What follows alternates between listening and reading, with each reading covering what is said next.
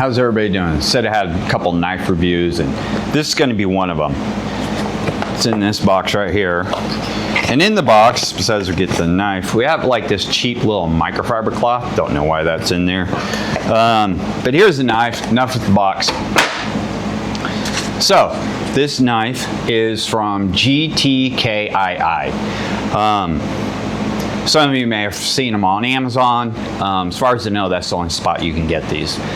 So, it comes in, we'll start with the Kydex sheath. It's got a little rattle. If you go this way, there's nothing. It locks in really good, so no fear of it falling out. It has a tri-lock. If nobody knows what a tri-lock is, so basically you flip this little piece up right here, you squeeze these two, and it opens up. You also still have the little spacer for your belt size. Now the reviews, there's other people who don't reviews on these, and the one thing I've noticed on just the ones I've seen, what they don't bring up is the Chicago screws. If you want to remove this, you have to have a torque key. If you don't know what a torque key is, it looks like an Allen wrench, but the end of it looks like a star, okay? So you need a really small one to fit these. Unfortunately, I can't find mine, so I can change this thing around if I want to. So I'll have to find one. So that, not everybody has those, and I wish they hadn't done that. They just kept it an Allen, but this is what they used. But anyways, because again, like the other knives, it's gonna ride up high on me. So if I wear it on my side, it's going to dig into my ribs, and that's not good. But it's not a bad Kydex sheath. It does have a drain hole, a good sized drain hole, in fact, in it. So one little push of the thumb, it comes right out. Tom was in our video again. This is the knife. So this GTKii numbers all their knives. This one is GTK35. I like how it's kind of like futuristic. It's not so much, I would call this a tactical knife. I hate that name. But anyways, I like the look. It's got good weight to it. Some people say it looks, I did a short, and people say it looks like a heavy knife. It comes in at 0.725, so it's not that bad. It's under a pound. But when you hold it, most of the heft is in the handle, so, and it's a nice good sized handle, so I don't think it's gonna come out of your hand while you're using it. Granted, this is only a 5-inch blade, so you're not gonna be batoning anything really big with it. It's got the American style Tonto, but if you look at it, it's not a really extreme angle. It's more radius, which will be great for slashing. The jibbing is done well. It's not sharp. Some of it, where it meets up with the scales, isn't like perfectly aligned. Oh well, it happens. There's no hot spots. It's even got jibbing in the handle here. So your hand doesn't slip. I've seen a few videos like this. There's mainly like short reels, and it kind of puts me off. People go, this is not, because this material on this is DC53. If you don't know what DC53 is, it's basically D2 steel on steroids. Okay, so it's a little bit tougher than D2.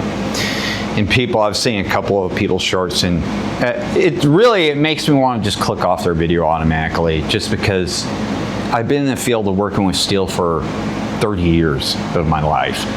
And they go, this isn't DC53. I can tell by holding it and using it. No, you can't. I'm sorry, I don't mean to go on a rant here, but the shit kind of ticks me off. After all my years working with steel and companies I've worked with, and just sending it to labs and everything, fuck me, all I had to do is hold it in my hand. I mean, come on. That does not work. Give us something that legitimate. Now, you can get files, but the files, all they're going to tell you is the heat treating. And sometimes those files can be off too. The best way to do it, if you can afford it and you really want to know, send it to a lab, have it tested. I do have access to that if I want, but I'm not destroying this knife to do it because I would have to destroy it in order to have it tested. But it feels good in the hands. It would be a good all-around just knife to like cut rope, open boxes, prep food if you had to. Carve, you could do curls with it. It does have a little tiny choil in it where your finger can sit in there. For me, if a knife has a choil, I really don't care. It's not a deal breaker for me if it has it or doesn't have it. It does have a hole for a lanyard. Like I said in previous videos, I don't use lanyards. There's pros and cons to having lanyards. I'm not going to get into that. But this knife right now, at the time of recording this, it's $24. $24 for this knife, and it normally runs almost $30. So that's not bad. Not to mention, it's got a heck of a spine on this thing. This thing is 7 millimeters thick. So you're probably not breaking this knife anytime soon. Now, the one drawback to knives made in China is the heat treat, okay? This is my personal opinion, what is going on when you can get a knife like this and the heat treat is spot on, but then you get the same knife and the heat treat is off.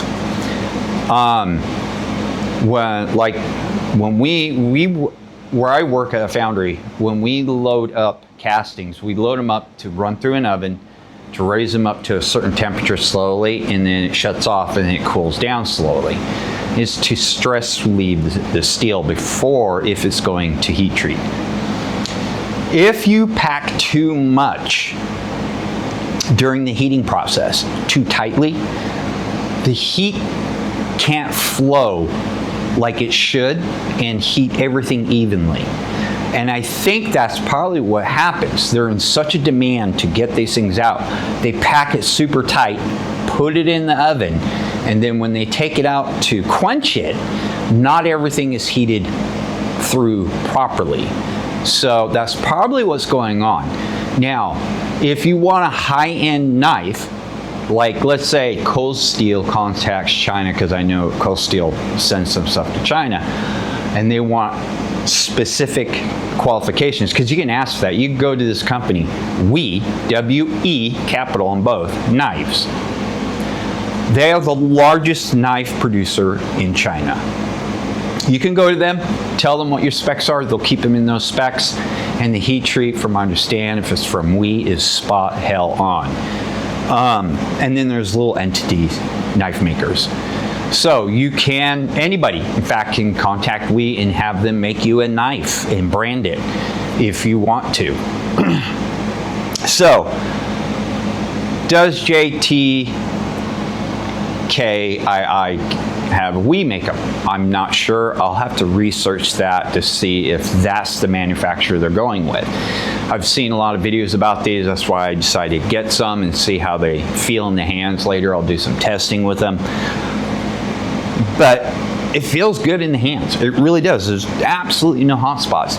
And the scales on this are not G10 or Micarta. This is a nylon fiberglass. And supposedly, from what I understand, nylon fiberglass does not shrink. It's highly resistant to chemicals, so it won't interfere with it, it won't melt it, except extreme heat, of course. And being fiberglass is extremely tough. You could probably drop it and it's not even going to crack it, okay?